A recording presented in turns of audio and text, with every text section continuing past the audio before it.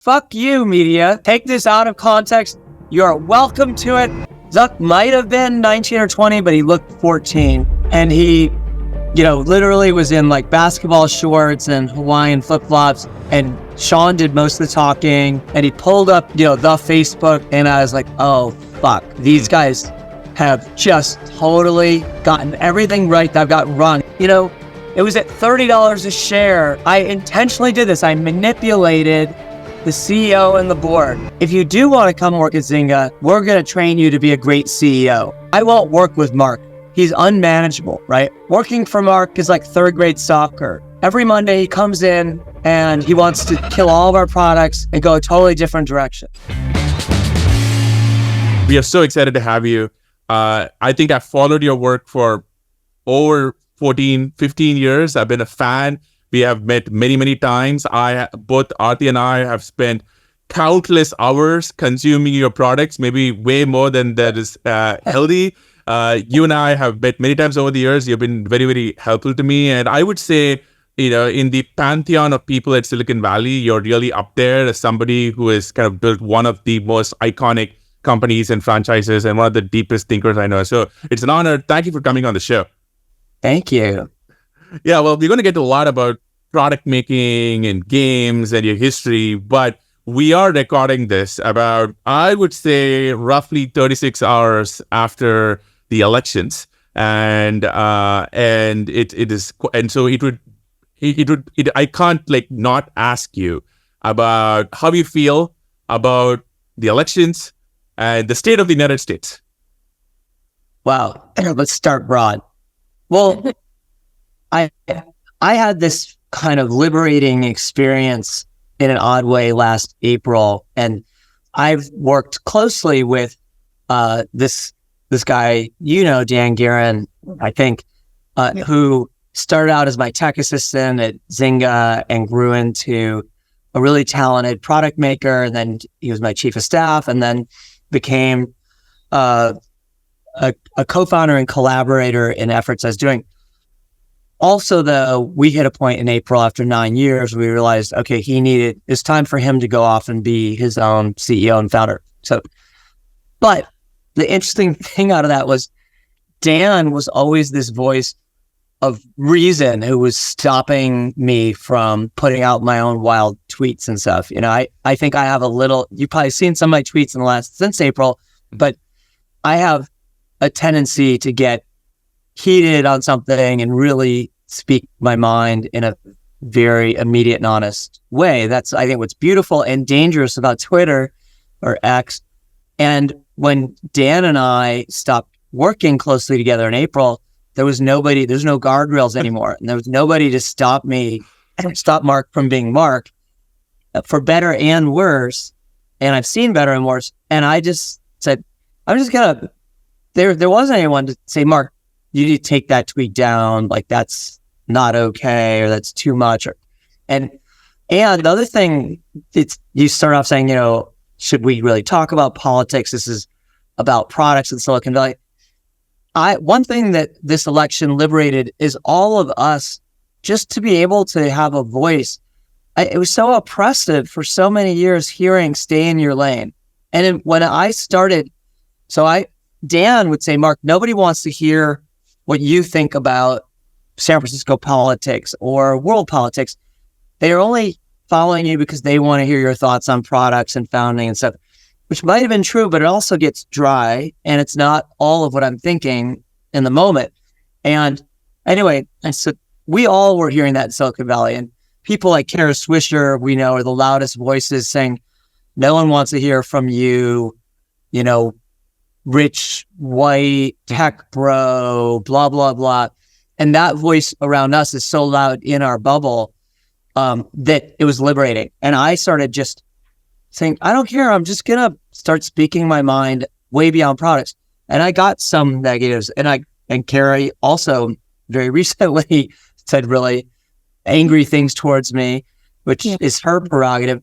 But something else happened, and a lot of people connected with me in tech and outside of tech and really far outside of Silicon Valley. And it was really terrific. And for me, Twitter I keep calling Twitter. It's very confusing. There's X and X.com, X.ai. Anyway, I went through this different awakening this year where I started looking at things differently and questioning my own assumptions and say I needed to go back to primary data and listen to what the actual people are saying and listen to whole conversations from Trump, from Kamala where I could.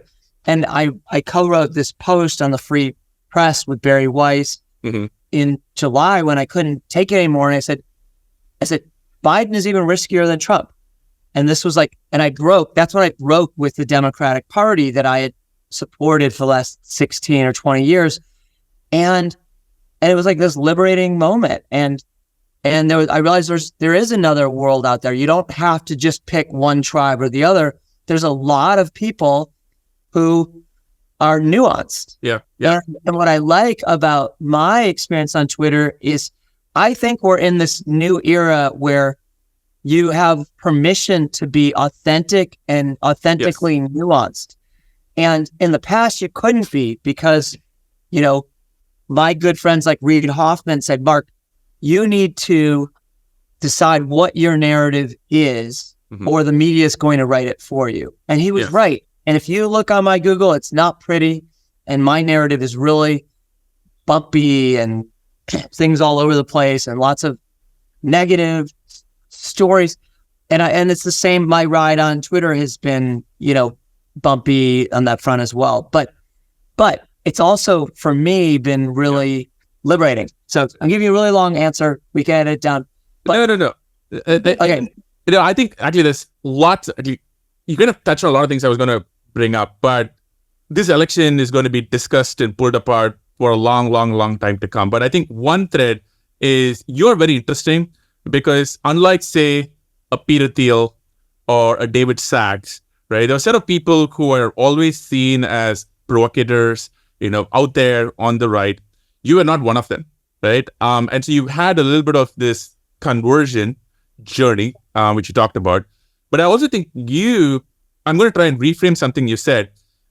Zynga, a lot of these companies, the early 2010s happened in the era where most of tech stories was told through these tech publications, right? Mike Carrington and TechCrunch, right? Yeah. Like Walt and Kara, right? Fast Company, the New York Times, and we all had like our encounters with that. Now, and I think zooming out of tech, right? Like the Washington Post, the Wall Street Journal, the New York Times, the mainstream media, for lack of a better phrase, set the tone, set the memetics for the country.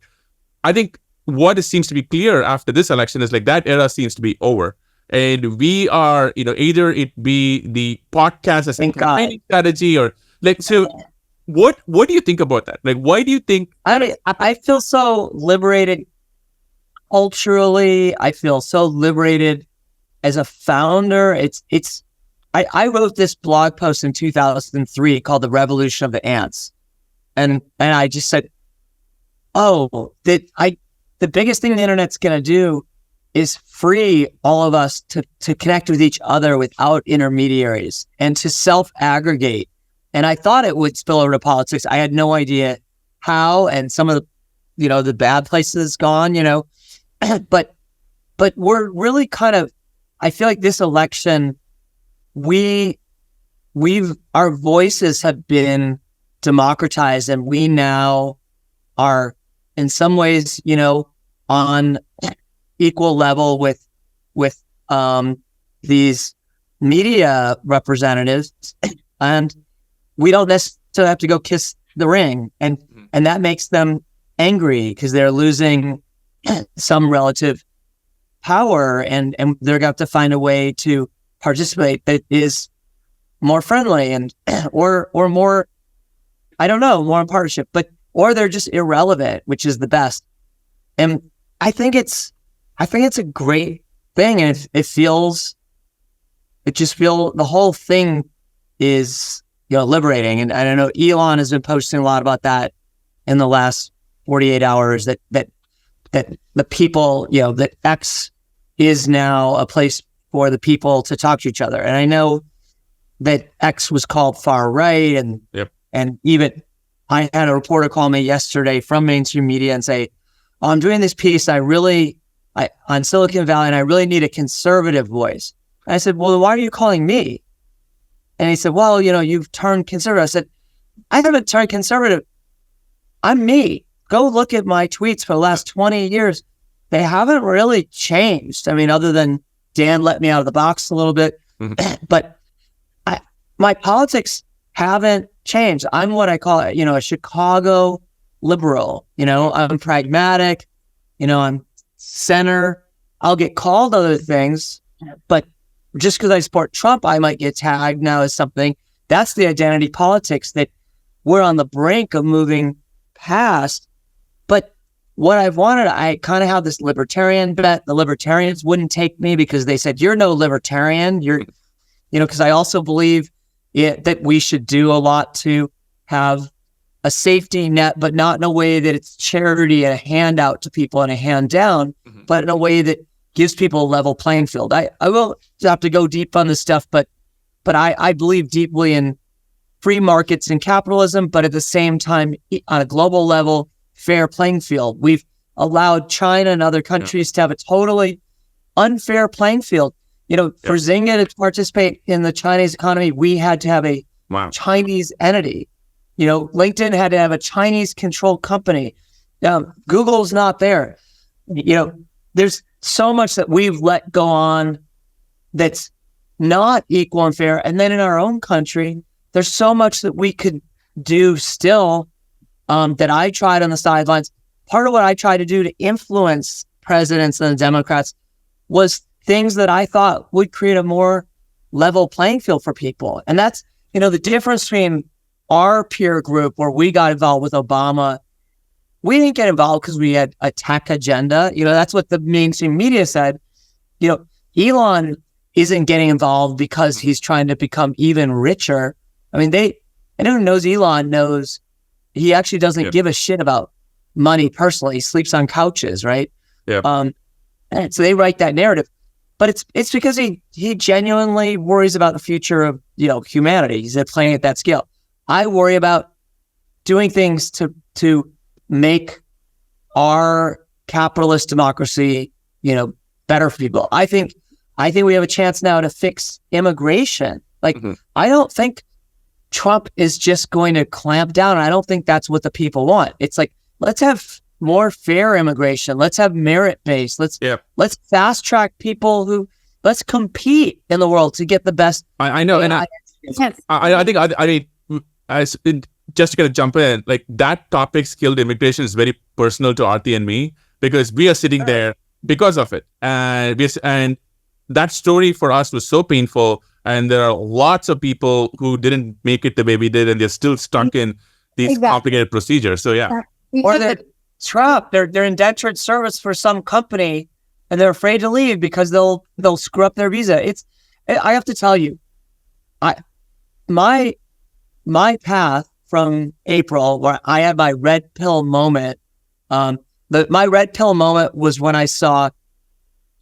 I don't know why this is it, but when I saw the full video of Trump's speech in Charlottesville, where the good people on both sides, and he wasn't perfect in that, and people are, yes, he's somehow validating a march that has, white supremacists in it, but he's not saying what the media, what President Biden, what President Obama said he said.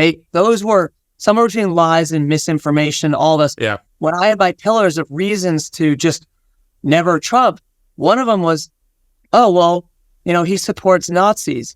And so many of my friends say that, Mark, now you're supporting Nazis. I'm like, wait a second. He literally in that speech, you can read the transcript or hear him denounce the Nazis twice and said there's good people on both sides of this statue debate. So anyway, this. Yeah. But anyway, that was this red pill moment. I'm like, holy shit. I've been deeply manipulated. So I that was the beginning of this other journey. And then when I got to, I was like, wait a second. Biden, he's done his best. I was like, that guy's not fully there and we're being lied to. Right. I went to this process, and then I was like deeply anti-Democrats, deeply anti-Kamala.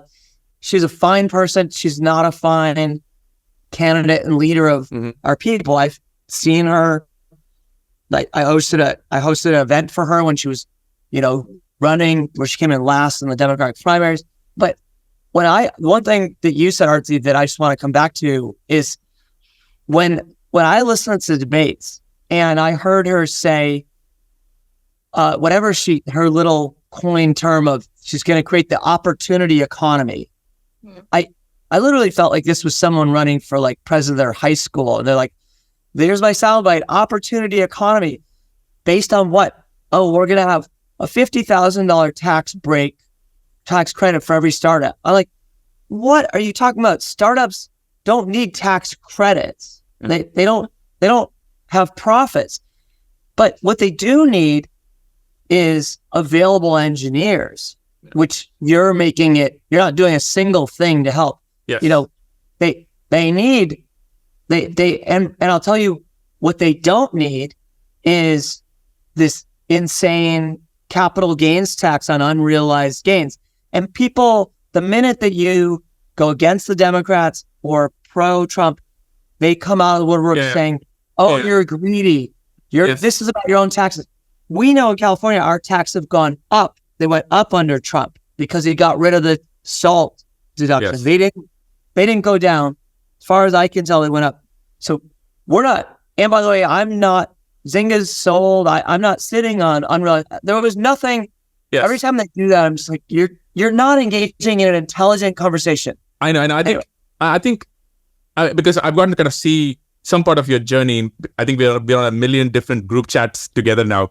And I hope like people just watch everything you just said, especially people, because I think it's easy for people to characterize you or Elon or people we both know as venture capitalists, people who made rich, trying to save on taxes, trying to make money. And I think you and I know, and I think what you just described, like this is totally not about that, right? Like, if people want to save taxes. What it's like, and this could sound bad to some people, but I'm enjoying talking publicly for the first time because I feel like, we'll put this podcast out and some sleazy journalist, blogger, whatever, will take a soundbite against me. Fine. And then I'll expose them for being not based on, Twitter.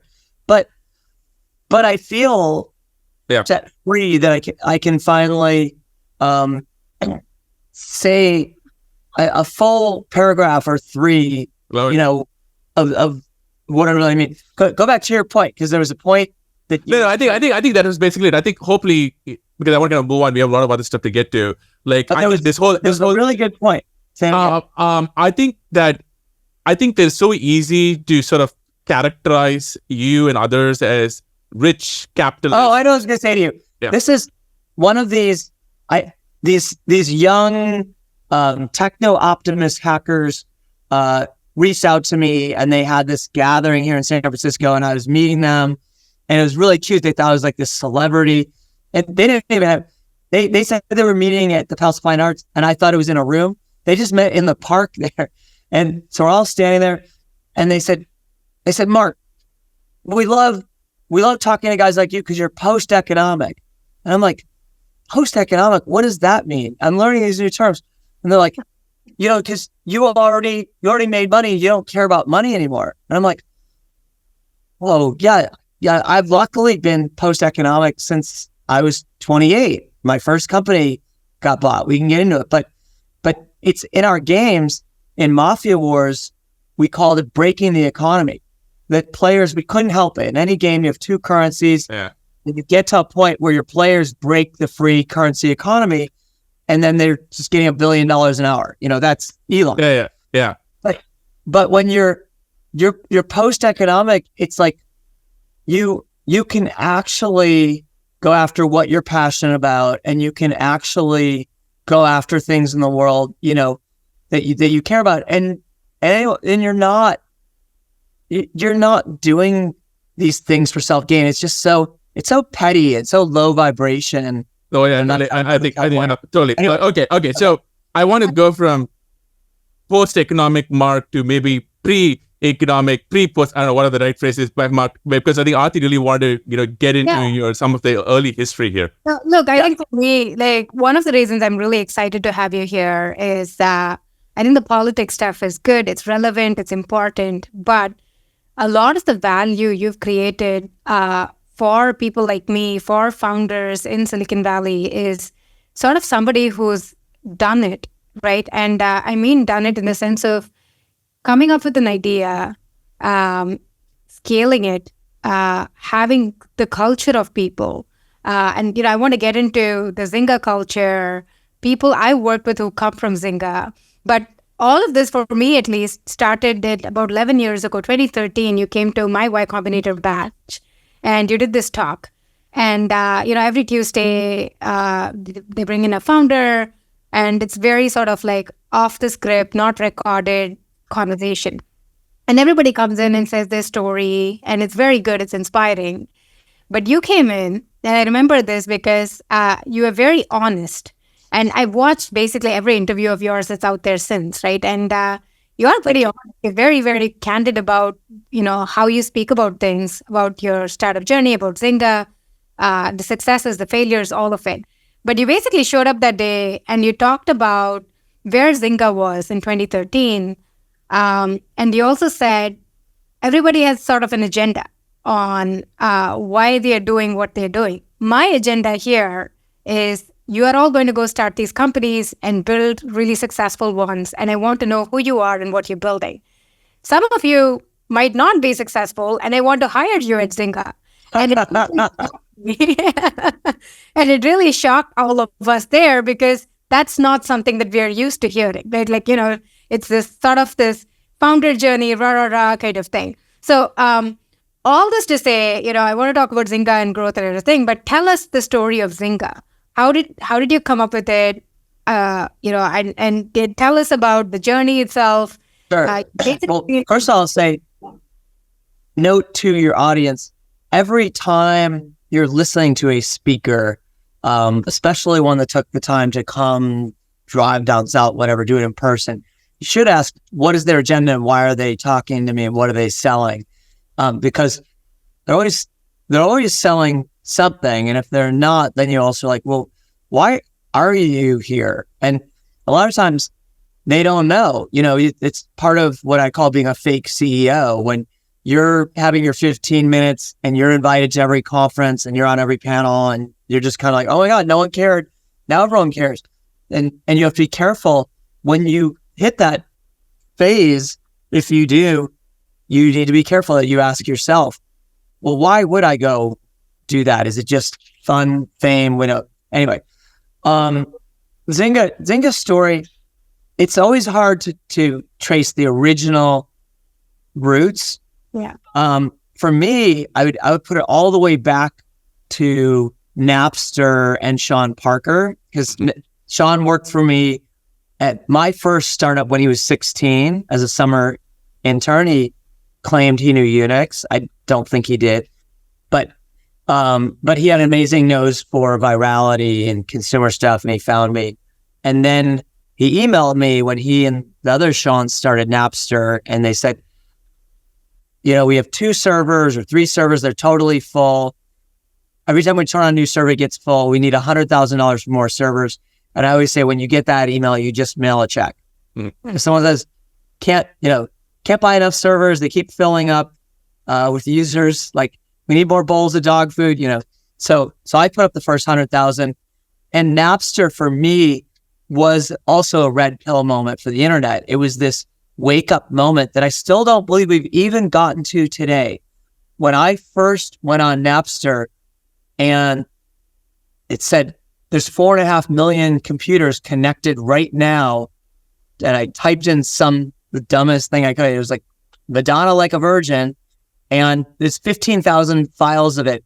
And it actually was this great place to get bootleg Grateful Dead songs, from shows. But it was the revolution of us. It was this moment that the internet, what I've gone through in I have these like long threads for me. I'm old enough, that I was sitting in DC, stuck out of position when this guy, Mark Andreessen, joined up with Jim Clark and convinced him to stop focusing on set-top boxes and make this. Originally, they were going to take the Mosaic browser for set-top boxes, I think, for cable, which I also started, right? Not to bore you with the history, but I literally was like, oh my God, it's happening and I'm missing it.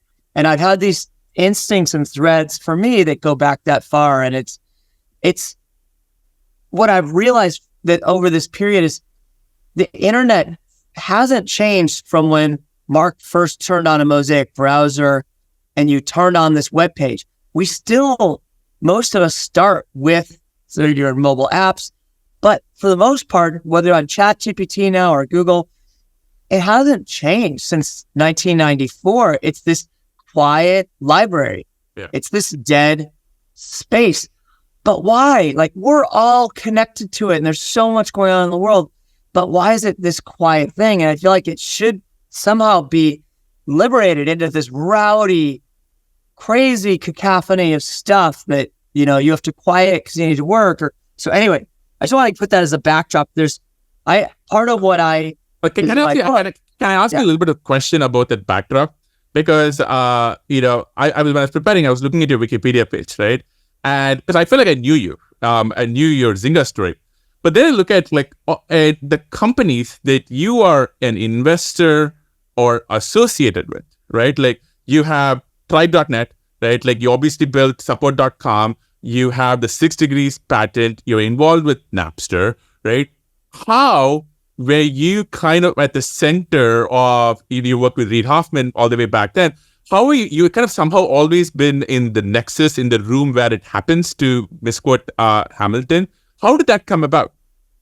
Well, so for me, and this ultimately gets to Zynga and even what I'm still doing on the whiteboards behind me. From before the internet, I was working at TCI, the biggest cable company. It was called New Media then. It was really flaky. I have wanted this thing to come to life, and I call it the cocktail party. And it's like, I see this thing happening as like the ultimate cocktail party. For a moment, it was on Clubhouse, and you guys saw it. You were in the middle of it. You felt it. When I created my first company, Freeloader, I thought this could be the on-ramp to the cocktail party. I didn't call it that yet. Part of my book that I'm writing, Life at the Speed of Play, this whole thing for me is what I call Life at the Speed of Play. We are barreling on the front of a rocket ship towards, for me, the singularity of all this is like when we wake up and we live our lives at the speed of play.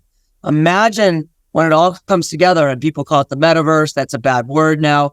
But Reid described the metaverse as this place that blurs the line between the analog and the digital, between the offline and online. I think of the metaverse in parallel as this place that merges or blurs the line between the virtual and the real.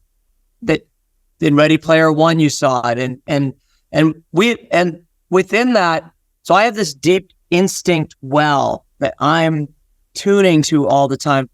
And my belief, and it's core to my book and my classes at Stanford, is that you have these winning instincts that you feel in your gut and losing ideas.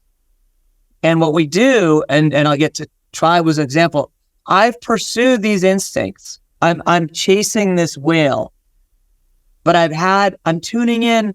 Am I tuned sometimes the B plus? And I say the B plus is the enemy of an A. And we hang on to this B plus. Tribe.net was a B plus. I was there, you say in the room before, I was there before it happened, right? I was with Reid. We put up the founding money for Friendster because, oh my God, the cocktail party's happening. It went from Napster to Friendster. For some reason, it always has a stir. Reid and I came together because we were both chasing this whale. He called it Web 2.0. I don't know if he gets credit for it. Reid, I heard him. He was the first one. He said it's Web 2.0. It's freeing the data. It's freeing the people and the data. So I've been pursuing this thing. I haven't been pursuing companies. I haven't been pursuing investments. I don't define myself as anything. I don't define myself as an investor or a company builder or a CEO. I just think I'm a product maker. And I'll give you a long answer, but I'm trying to get to this because I think it is core and important. So Reed started LinkedIn. I started tribe.net. I had 3 winning instincts and 1 losing idea. I heroically hung on to my 1 losing idea, like so many founders, because my instincts were so right. It was super viral. Tribe, everything was viral. By the way, everything was viral. Imagine living at a time where you would get an email that says, Mark wants to be your friend. And you're like, oh, interesting. I'm opening it, right? Everything worked. Virality was plentiful, abundant. So anyway, but I had the wrong idea. I had terrible, D30 retention, but it was a sinking speedboat. So why? Because I think, I would say Facebook probably was the ultimate version of it in some way. And you got there, obviously, on the gaming side. But what did Tribe and Friendster also get right, but also get wrong? And what would you do over differently? So Friendster was the cocktail party and really was no different than Facebook in a lot of ways. So Friendster got trust right. Okay. People don't talk enough about trust. Trust is ultimately what Zuck got right and Reed got right with LinkedIn. And that's why they won, in my opinion, is because of trust. And trust led to retention, not virality.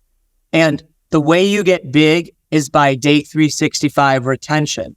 One of the things I teach in my class, that if you look at what I call internet treasures, these services we can't remember life before or imagine life without, they have day 365 retention that is anywhere from 30 to 90%. Google, 90%, Instagram, 90%, LinkedIn, 30%, Snap, 30%. What does that mean? Eventually, 30% of everyone on the internet will be on LinkedIn.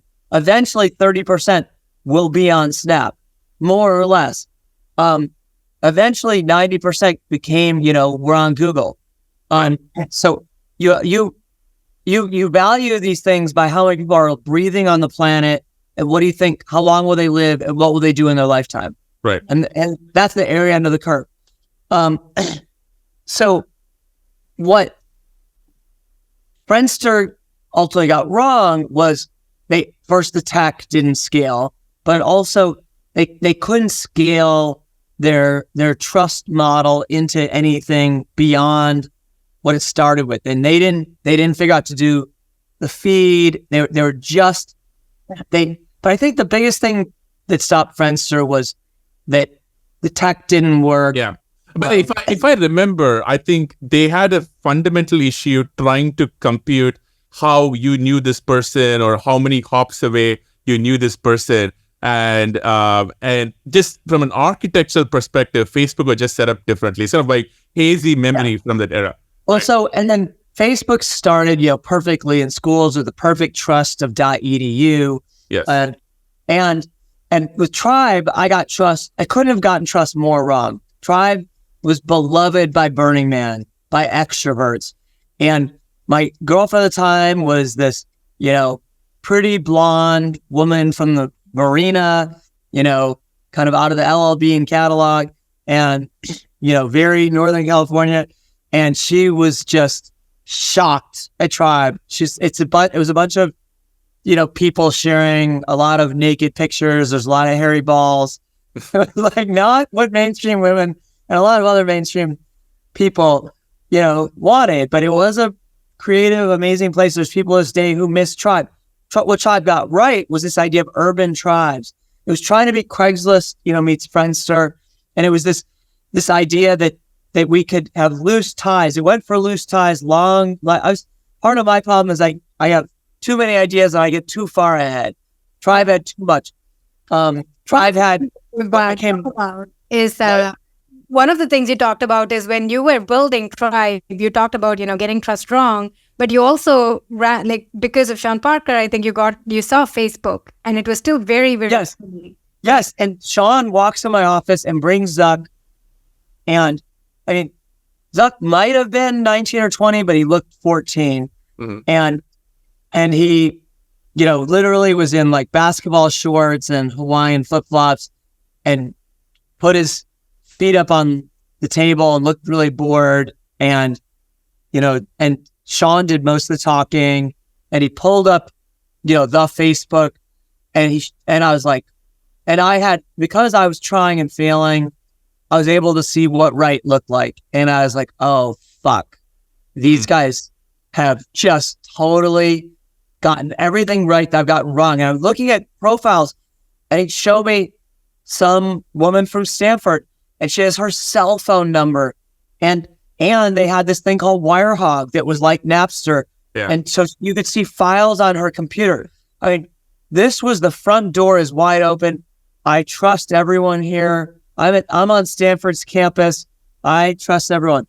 And I was like, oh shit, man. And to this day, when someone tells you that 60% of their users log on every day, you also just send a check. You don't ask questions. And that's the valuation. Invested. Like, when you had the chance, you invested in Facebook right off the bat, even though you were building products. Oh, 100%. And by the way, you guys know as much as I do. I get it's marketing, but it is not based on authentic. When I'm not going to say I'm a smart investor because I was lucky enough to put $38,000 into the first round of Facebook. I knew I won the lottery. Okay. I didn't know how much. By the way, I also thought I won the lottery when I invested in Napster, and I was wrong. But and Friendster, I was like, oh my God, I'm investing at $5 million valuation. This is easily $100 million company. I just, this is the fastest 20x, maybe 100x ever. I didn't think it would be, I haven't even calculated it, but anyone who calls themselves a great investor because of things like that, they know they're full of shit. So yeah. I was super lucky. I got to invest along with Reed and Peter Thiel, and anyway, and Tribe failed, unfortunately, a long, slow death. My VCs made me get a CEO coach. The CEO, they made me hire this CEO who was a grown-up before they put more money in. I had the worst board. I had these like big newspaper companies because I was like, this is how they're going to compete with Craigslist. They got to do this or die. I didn't realize that they would choose death over, but anyway. But and at that time, there was no such, like now it is much more common for founders to have control of the company, control. Oh yeah. No, I didn't even know control was an option. And my board, when you don't have control, you're an employee. Right. And by the way, you're an employee of the person who's putting in the money, because it's support.com, my enterprise software company, which went public in the last week of the .com because we were not a consumer.com. We're an enterprise software company. We were actually the first SaaS. We were subscription software. The VCs who were funding the company controlled the company. They had no interest. Accel is a really smart, great firm. They had their model that they were playing out the playbook. They had no interest in the company at all until it was the only one in their portfolio that could go public. And then they said, and I've been saying, this could be a multi-billion-dollar company. And then they said, Mark, we agree. And you're 30 and you've never run a multi-billion-dollar company. We need to hire a grown-up. And I was like, but I'm not doing anything wrong. And it's, well, you've never run a public company. That's the way. They are the groupthink machine. Yes, groupthink likes founders at the moment. There's a great exchange that I had with Jessica Lesson around Founders Mode. And I'm jumping around, but I'm not. Because Founders Mode, it runs through this whole story. But so does being honest and authentic. Yep. Okay? And that's not ever going to change. And some people have called me a founder's founder because I'm in the founder's corner. I'm still a founder, and that's what I'm doing. And Jessica Lesson said, and the grown-ups, now that they have to somehow support Founders Mode because it's the cool in thing, They want to fund Y Combinator. They want the next, whatever it is. But then what the grown-ups started saying, and you saw this on Twitter, was, oh yeah, founders mode makes sense for a Brian Chesky. It makes sense for a Jeff Bezos. But 99% of founders should not be given the reins to founders mode. You've just given them air cover for a bunch of bad managers and bad people to run amok, right? Who decides what running amok is and when, right? Who is the decider of when should we give you the keys? When have you earned the right to founders mode? Because let's talk about what is real founders mode. Is founders mode Brian Chesky going in and reshaping Airbnb now? No, everyone wants him to. Is founders mode what Steve Jobs did after the iPhone launched? No, he was Jesus Christ. Everyone, he had permission to do anything he wanted. Founders mode is when Amazon is called Amazon.bomb, right? Founders mode is when I'm sitting there with support.com saying, we could be a big company and we got to bet the company again in an uncomfortable way after we went public. Okay. And I had a founders mode moment. I had a bunch, but after support went public, I saw the writing on the wall. The .com had crashed. Every CIO said they're not going to buy anything internet anymore. And I said, we had an inside the firewall help desk software product. Okay. Kara Swisher said, it's so boring. Hell will freeze over before we ever write about your company. Right. Don't give any fucks. Give 0 fucks, Kara. And it turned out it didn't matter. And we had to bet the company on a new product, okay? Outside the firewall, customer support. We happened to be across the walkway from Excited Home. I started hanging out there. That's what you do. Started listening to them talk about their customers. Cable companies were having real customer support problems that were expensive. Our technology reinvented could apply there. This is what founders do, right? Yeah. I sat there day after day and listened to them. I knew the writing was on the wall. By now, Axel had made me hire a new CEO, a woman who did not scale whatsoever. She was the ultimate micromanager and not in a good way, a bad way. Beautiful micromanagement is what I was doing, rebuilding our product. Dumbass micromanaging is saying you can't change the text on the website, right? That's what someone from Hewlett Packard does, not a founder, right? This is what founders mode speaks to, right? It's letting us do our fucking jobs, right? But what is our job? We are farmers. We are fishermen and women. Our job is to make sure that farm is living and thriving. Our job is to be out all night throwing nets when the fish are running. And we do it when we're tired. We do it whenever we drop everything else because we are so deeply committed to this thing, this mission. Sorry to go on about it, but I feel strongly about it. And I'll just say, and this was a founders mode moment that the company was public. It was at $30 a share. It tripled from 10. At the very end of the quarter, I intentionally did this. I manipulated the CEO and the board. Okay. I did this to save the company in the future. Wait, how did you do that? Right. All right. I walked into Excited Home, spent all my time there. I brought my engineers across there and I said, how much would you pay us if we can solve your problem? Would you pay us $5 million a quarter? And they said, Mark, we'd pay you more than that. I said, that's okay. We'll take $5 million a quarter. And I said, I'm going to write a contract with you that says at your discretion, you can pay us $5 million a quarter to keep building against your break fix problem that every one of Excited Home's cable customers has with millions of cable users, okay? When it breaks, a guy has to drive to your house and fix it, okay? Our software could fix this remotely. It was worth a lot of money, but it was going to take re-engineering. It was going to take this being the number one priority, okay? Anyway, I'm going into detail, but good. What I did was I wrote this contract. I showed up, the day before the end of the quarter. to our board meeting, first to Radha, the CEO, and I handed her this contract. I said, good news, bad news. I just did a contract for $25 million with Excited Home, $5 million a quarter. It's going to save your quarter because all of your other inside the firewall customers, all the bet the farms didn't work. Those dogs didn't hunt, right? You need this. But I knew this was going to be post-mortem. I knew I was going to have to leave the company over this. Right. We both walk into the board meeting.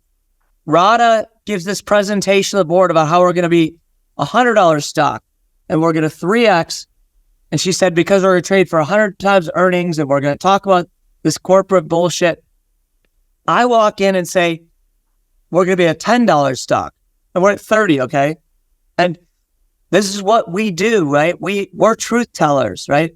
I'm trying to tell the truth to the board, to the investors. And I said, if we sign this contract with Excited Home, it's going to be painful. We're going to lose a lot of this business that's going away anyway, but we're going to build a long future over here.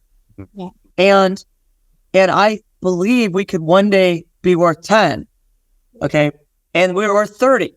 And the board didn't like either. Okay. So the board and all their wisdom, what does that Excel want to do at this point?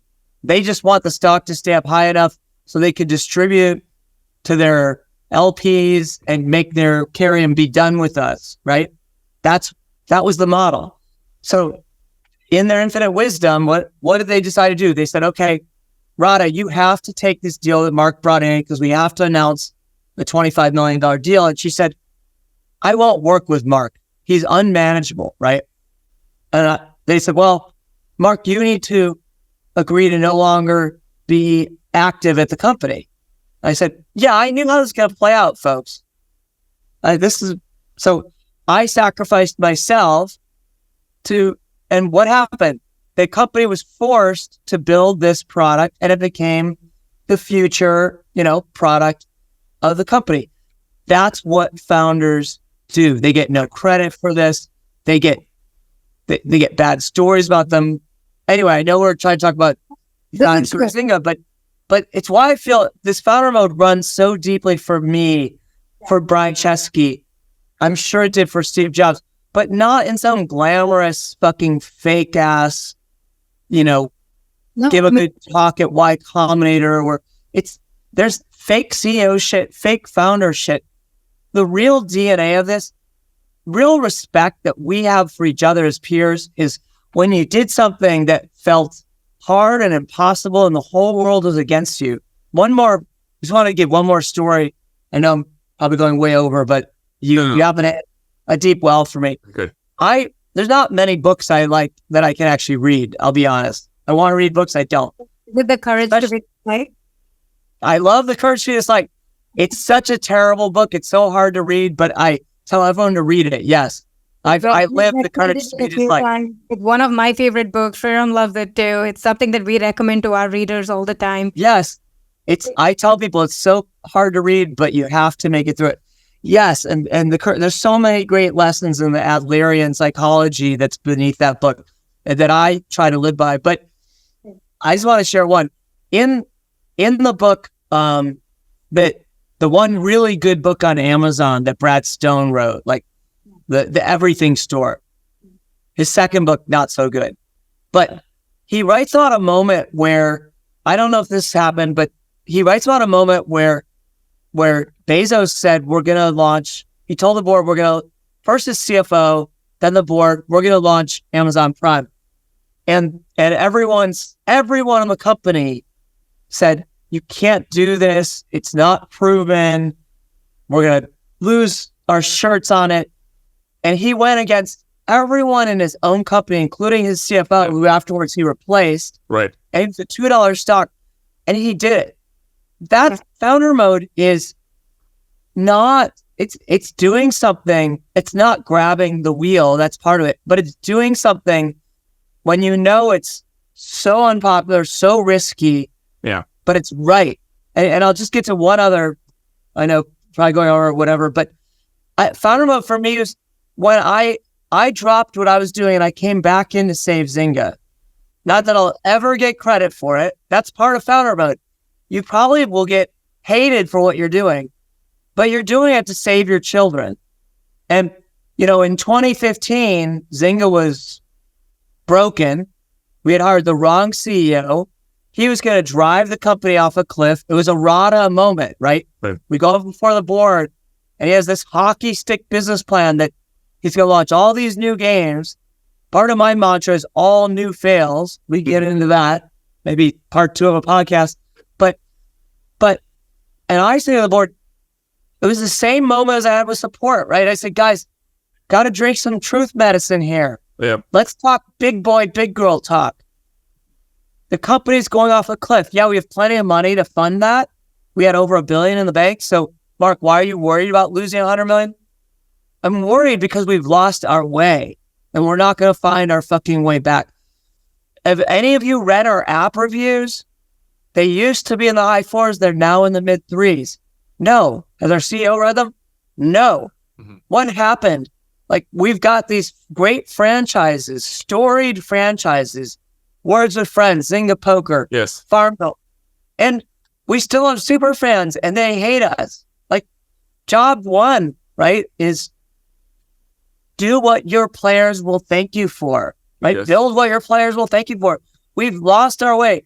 We've become so obsessed with these hits, and we've given up on the DNA of Zynga. We've given up on social gaming. We've given up on these massively profitable. If you want to be a hard-nosed business person, the economics of day 365 retention are unbelievable, right? The economics you get with your super fans, whales, we can get into it. But so I had this board meeting and I said, again, 2 very different visions. I said, hard medicine. We might have to take the company in half before we build it again, but it'll be strong, right? We'll go back to our DNA and build from there. And the board again chose that CEO. A few months later, the CFO actually came to me and said, Mark, you're right. We're going to go off a cliff. We have this emergency board meeting without the CEO. Mm-hmm. And they say, okay, Mark, we'll give you the reins. Great, Mark. Congratulations. You get to be hated now. We'll pay you $1 for it. John Doerr said, Mark, for real to trust you, you have to get paid $1. I had built a whole incubator Super Labs, that I have to give up on. I sell it to Zynga for $1. I fold the teams in, and I come back. And in 6 weeks, I lay off 20% of the company, close half our global studios, all of our data centers. The company actually doesn't lose $1 in that year, 2015. Mm-hmm. We actually made $30 million in EBITDA. There was never a single quarter that Zynga wasn't cash flow positive, which I'm proud of. But I got back to first principles. I met every day with the product teams and started and ended every meeting with what will our players thank us for. So I know I'm going beyond the Zynga origin story, but it's, and I was hated for this. I still am not liked. No one says, thank you, Mark. Okay. And what happened? Our stock, the day I came back in, you can go look. It went from 5 to 2. It went to $1.75. What did I do? I bought back $800 million worth of stock at $2.20 a share. I took care of investors, players, team. I got rid of everyone who was like, Mark, I don't know if I should say, I'm like, fucking go. Like, You kill the dead and hire fresh, right? I had to learn the turnaround playbook.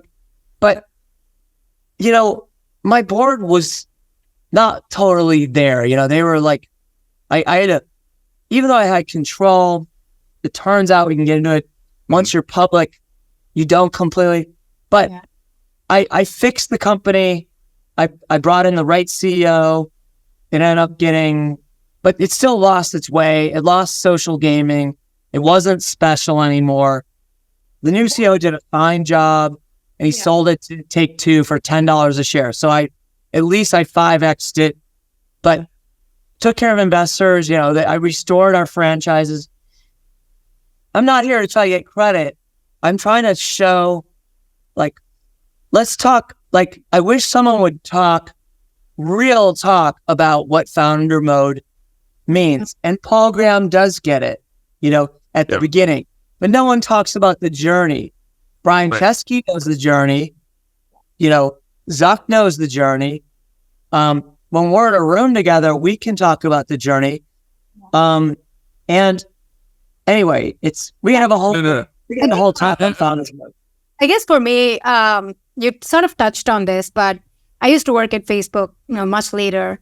And one of the teams I worked at, led product there was user pay. And I think the user pay term sort of originated on Zynga side of things. And one thing I realized is some of the smartest people I used to work with came from Zynga. It almost became this trope where it's like when I worked with somebody who would like get shit done, really focused, understood growth, understood scaling, I would be like, did you work at Zynga? And the answer was almost always, yeah. And one thing I've always wanted to ask you is, what did you get so right about that Zynga culture of the people there who really understood working there, building companies, building social gaming, right?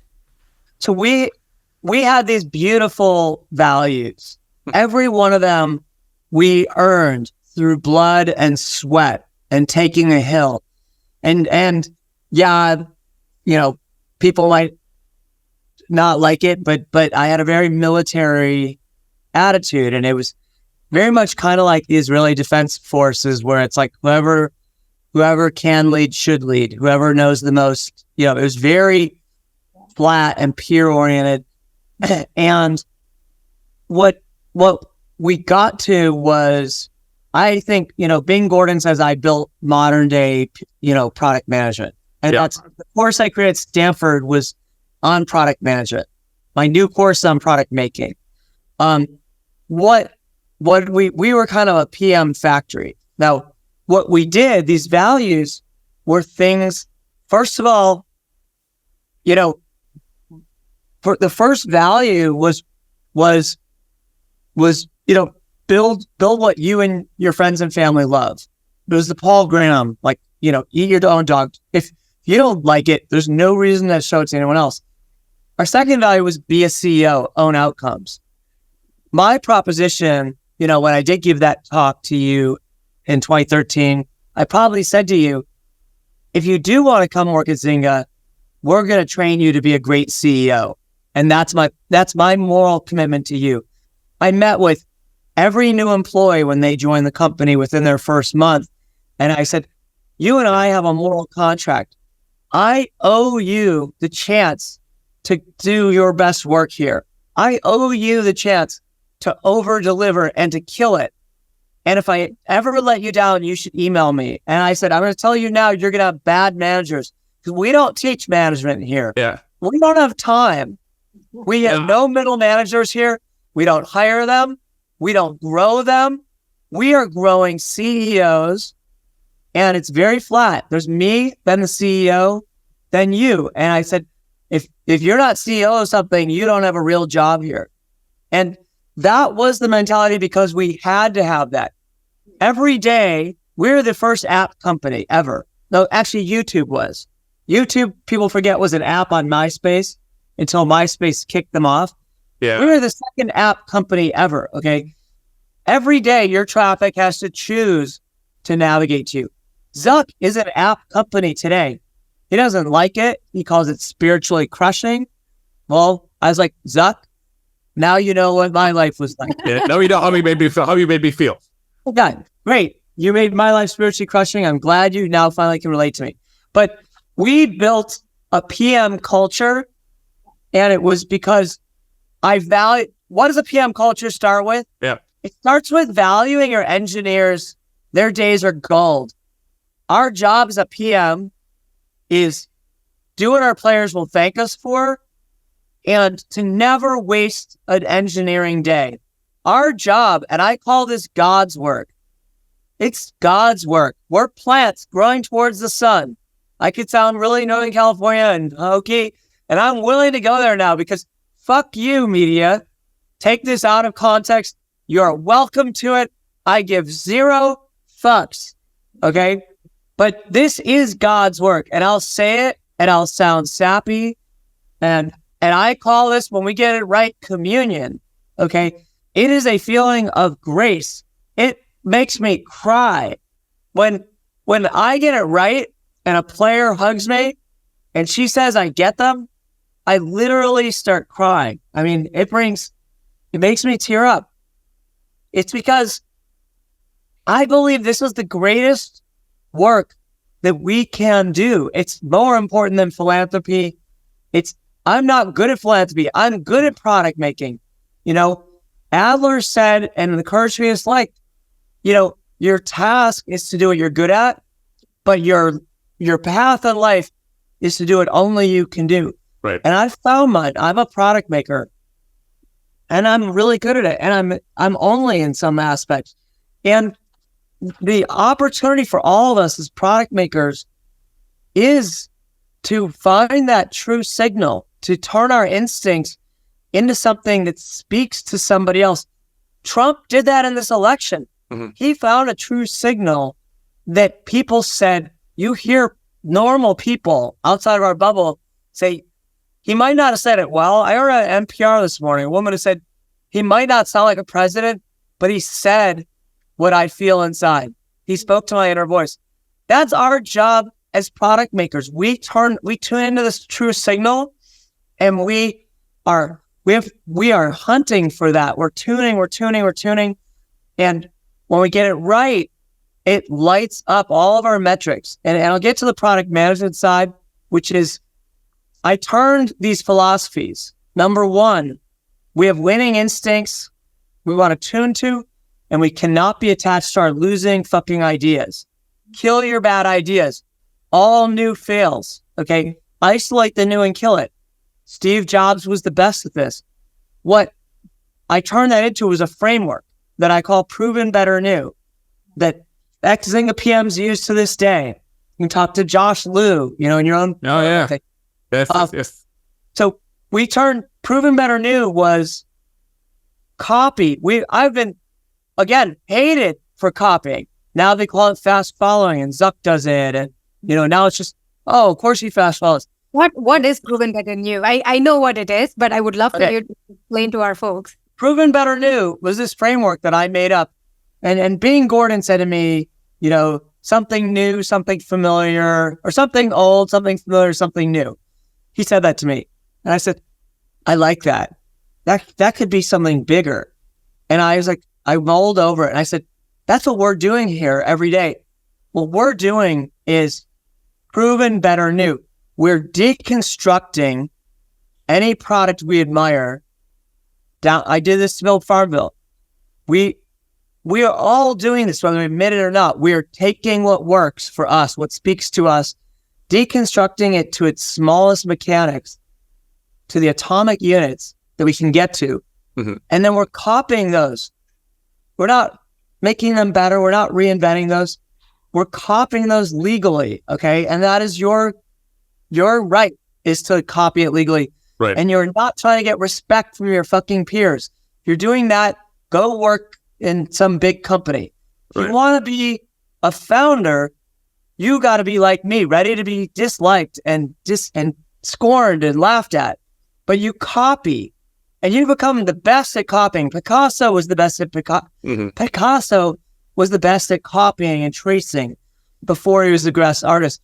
Steve Jobs was the best at copying. I am impressed with people who can copy like a master, okay? So first, you copy like a master. Second, you do better. Better is not what you think is better. That's new. Better is what 10 out of 10 of the users of that product say is a fuck yeah. Right. Okay? What you think is better and they don't, that's called new. Okay? Get your ego the fuck out of this. It's new. That's new, okay? And it will fail. And you isolate new. And in my book, how you apply this framework, what percent, you say to yourself, what percent is new? That changes based on the platform, okay? When it's a new growth platform, like mobile was, Supercell is a master of copying. Mm-hmm. Ilka is a master. He's better than me. He's better than me at proven better new. He took Farmville 2. They copied it on a mobile. It was proven. I mean, literally, if you look at it, You cannot tell the difference. They took our little white mailbox, the half driveway, the house. They said they copied it. Okay. And I say this with admiration. They said, proven is Farmville 2 on mobile, on web. Better. We're going to make it work with a touch, with, pinch, with shorter time frames on crops. Mm-hmm. No new. The new was mobile. Okay. And it crushed it, right? It was called Heyday. When we built Farmville, it was proven and better. There was no new. If you can do proven better and 0% new, that is amazing. Poker, Zynga Poker was proven because we copied a poker game. We didn't change a thing. It was janky as fuck. Right. Better was no download because we didn't care about security. Which do you want? Download? No download. 100% of people take no download. We know it because you lose 50% every time they click, right? They vote with their clicks. New was a picture of your Facebook friend, right? A real person. And new worked. What do you know? New worked. But that was proven better new. Right. It's much tighter than people think about. And what I'll say with Zynga PMing was that became not just our culture, but our religion. And we turned that into what we called our blue sheets. And when we had our product roadmap meetings, that was church. Okay.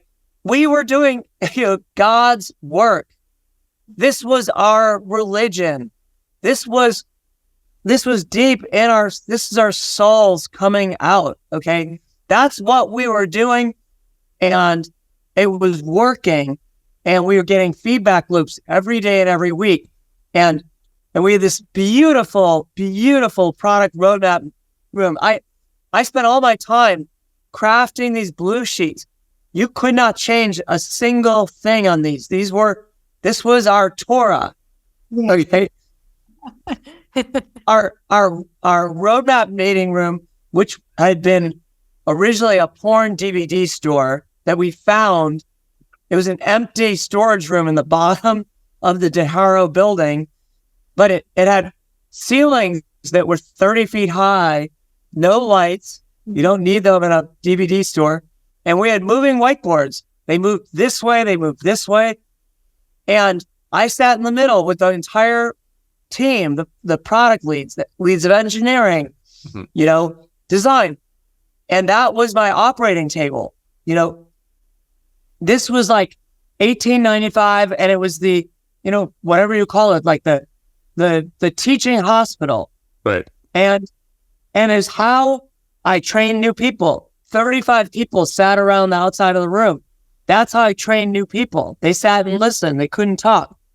And I sat there with my team. No middle managers. And this is all I did. This is how, Bing had me measure my calendar. And if I was ever spending less than 50% of my hours on these roadmap meetings, then we're redlining. I'm not investing in our future. That's why I had to say to you, why am I here talking? Because I was talking to you at the expense of my players. Right. I want to ask you, because just to jump in, because you were talking about Zynga, and I would say the phenotype of Zynga product managers. Another distinct part of the phenotype is their obsession with data and metrics when it comes to growth. And I would say in some ways, Facebook gets a lot of credit for their growth team and the growth accounting. But I would argue that it was Zynga, which was the real originator 100%. of our thinking. So explain how that came about. Okay. Well, Facebook was not a data company. Mm-hmm. Okay. They had no interest in data. They were an intuition company. And Zuck was working off his intuition. And he probably has, better intuition than maybe anybody else. And so it was pretty good.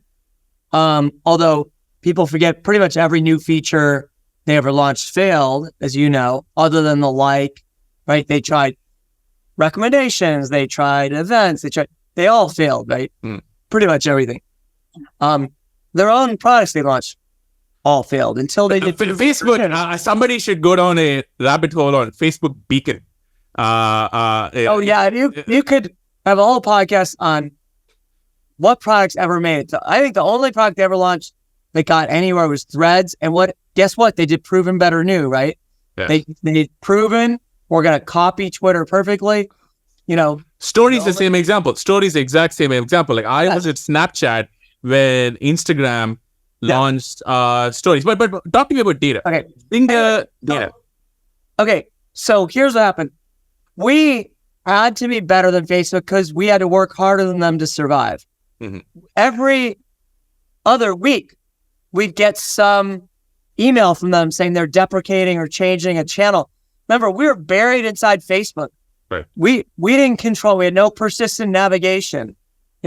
They would move where you found Farmville because they wanted to promote events, and now apps were gone. They weren't on the homepage anymore. So we had to work 100 times harder than Facebook did to keep our engagement and our retention. So we had to be 100 times better than them.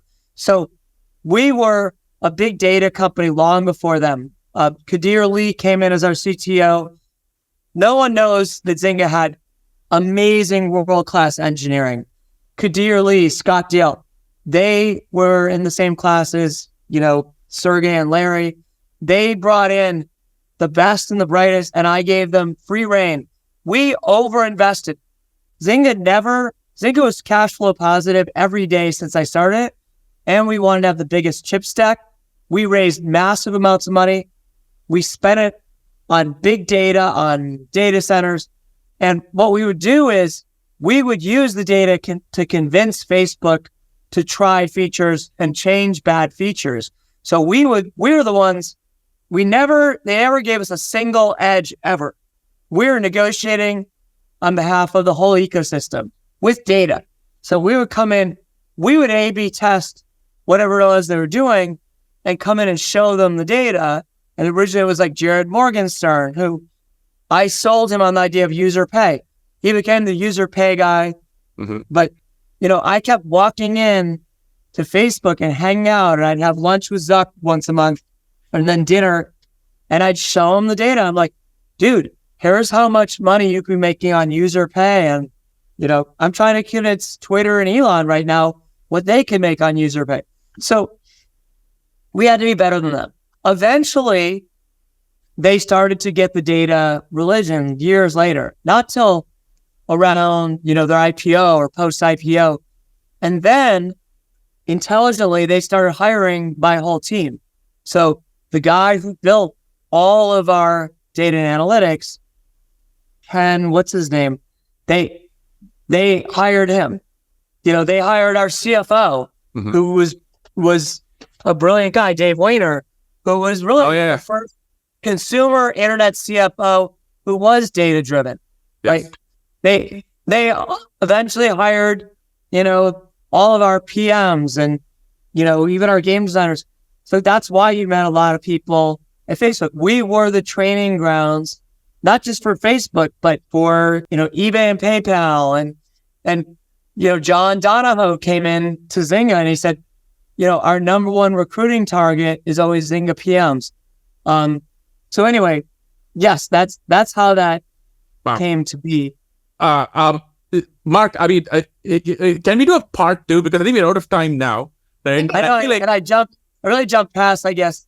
No. We have so much more to cover, right? I think I was... We're not even kidding. I would love to do a part 2. There's so much for us to go unpack. We are looking at 90 minutes of content now.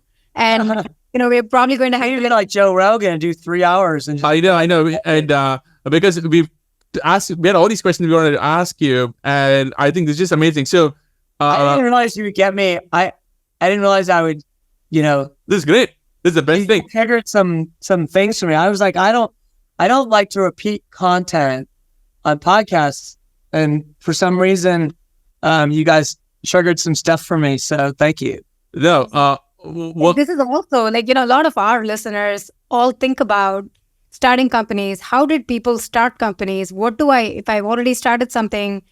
I've listened to your talks on weeding out bad ideas, trusting instinct. Yes. All of these, are things that we theoretically talk about, but you're somebody who's been through the journey of it, and you talk about it on your frameworks, proven better new, something that we used to apply. This is something that's like now sort of well known in like sort of small circles, but it's not this thing that a lot of our listeners might know about. So I think this is super useful. Oh, yes, yes. But maybe I think I want to make sure I ask you this before you go, because I was talking to a mutual friend of ours. One thing I want to say to what Aarthi just said is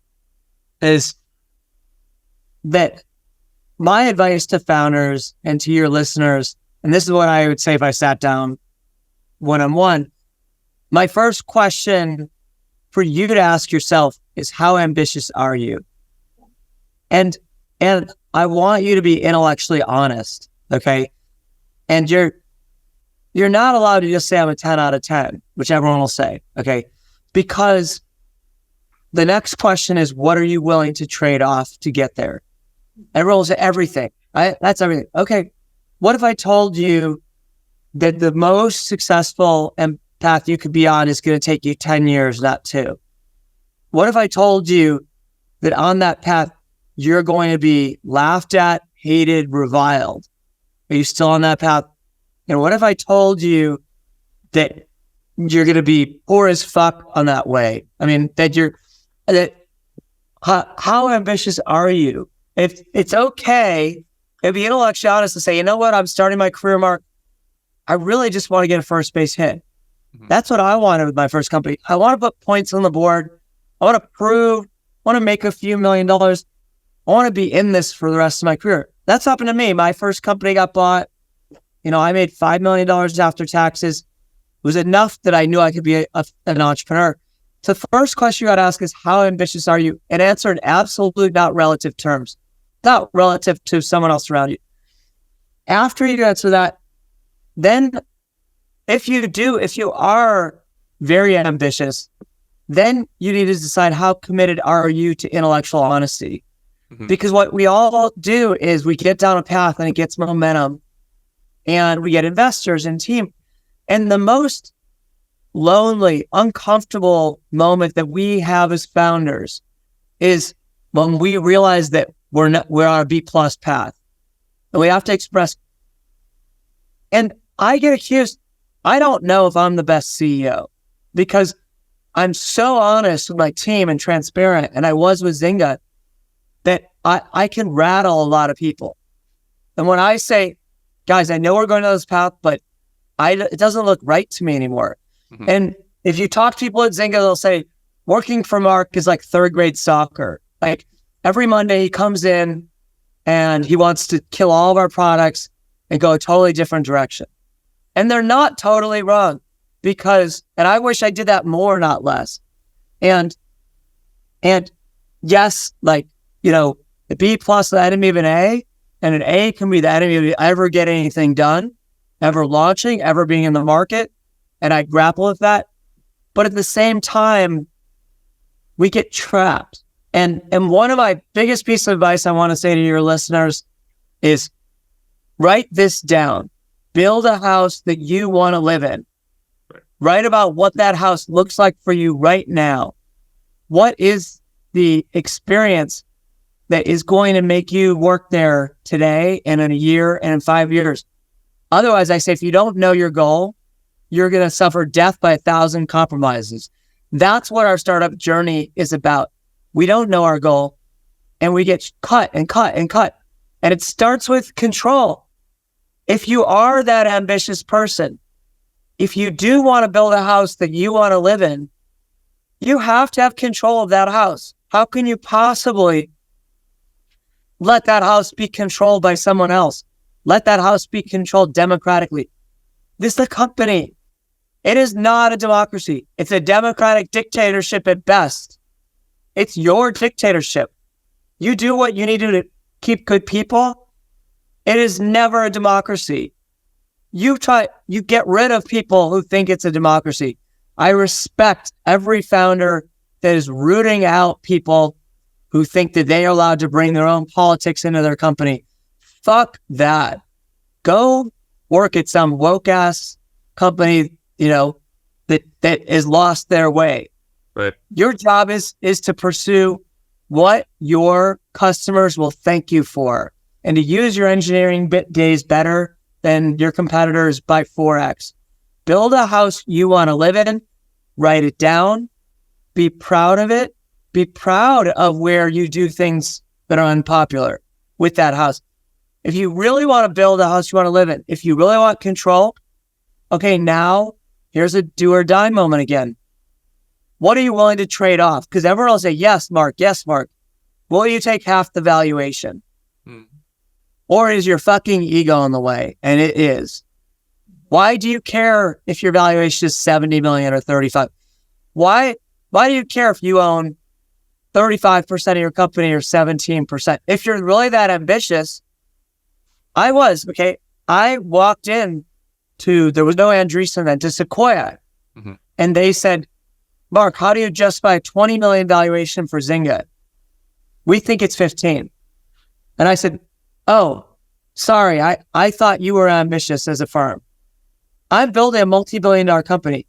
If you care about whether it's a $20 million or $15 million valuation, we're not a good thing.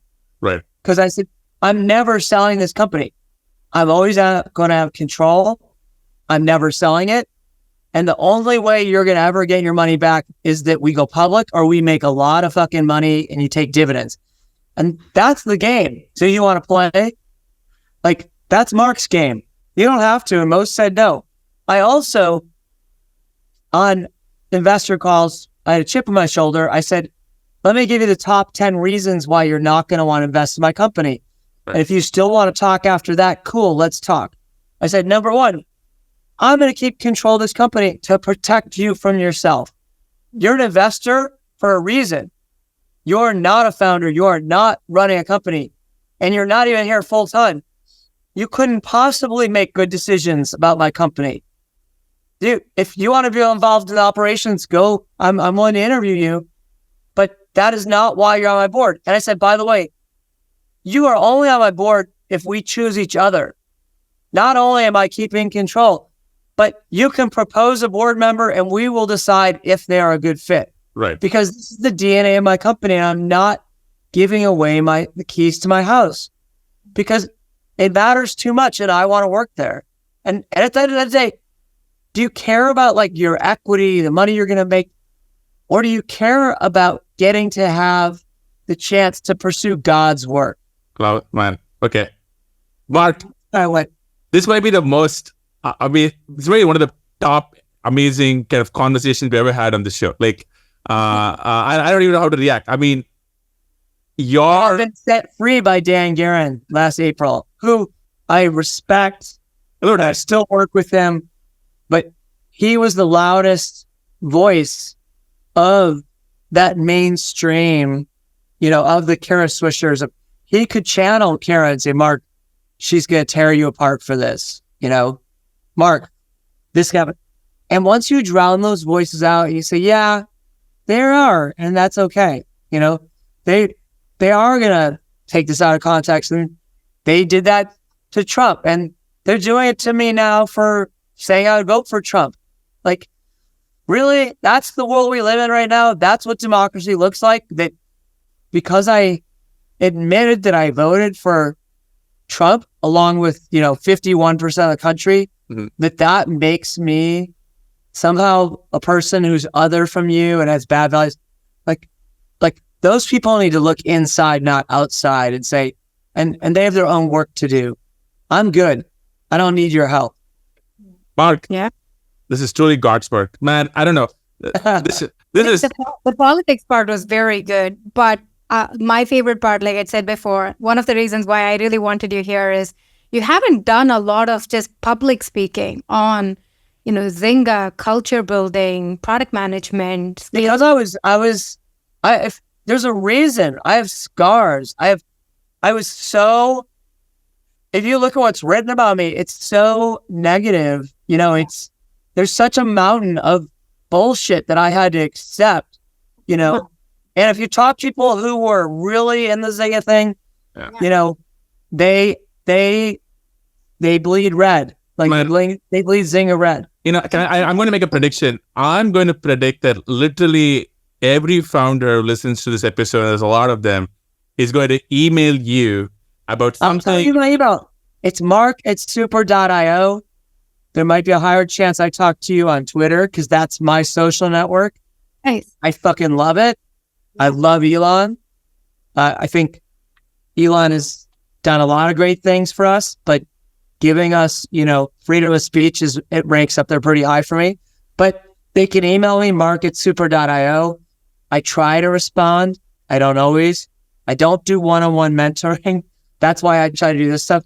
And hopefully my book will be out next year, Life at the Speed of Play, where I try to get this out, and then I guess I'll be shilling my book. And then you'll know my agenda, why I'm speaking. Oh my goodness. You talk about your book. You've dropped a couple of hints here and there.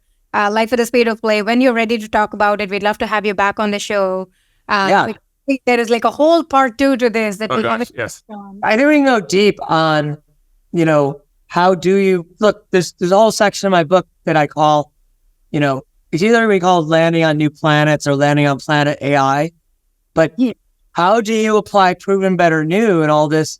How do you land on a new planet? And to me, a new platform is a new planet, and we don't know what life is like there yet.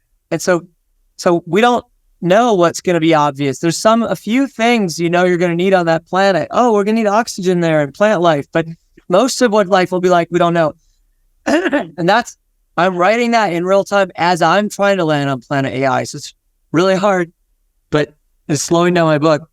But yeah, we could do, we could go deep on that. Oh, Mark, you're a true OG. This was freaking awesome. Thank you so much. I have no words.